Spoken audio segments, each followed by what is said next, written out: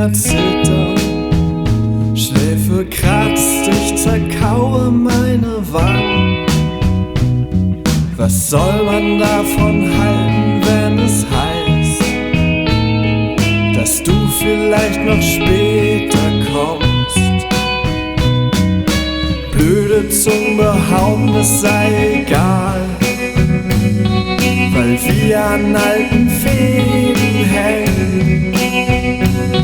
Ich denk mir das nicht aus, ich leite nur den Strom. Ohne Vorwarnung stehst du hier neben mir und es pocht so schön.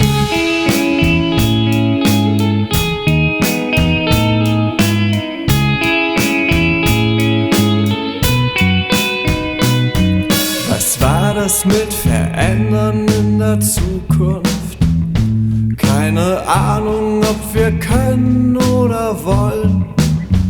Ich will nicht wissen, wer ich bin. Ich will vergessen, was ich will. Kleinigkeiten ohne Gnade überhöht. Manche Menschen leben sowas aus. Die kennt man meistens nur vom Hören. Die finden einen Weg, irgendein Gespräch. Ich habe keine Worte, ist egal, es pocht so schön.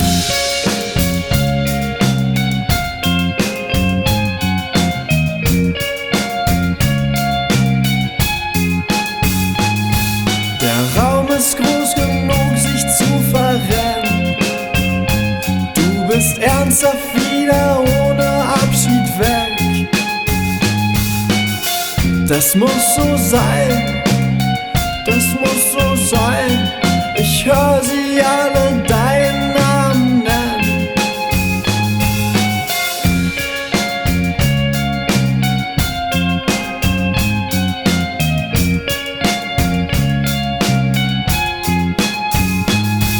Es kitzelt und es ballert und es blinkt. Wir werden sehen, wohin das alles führt.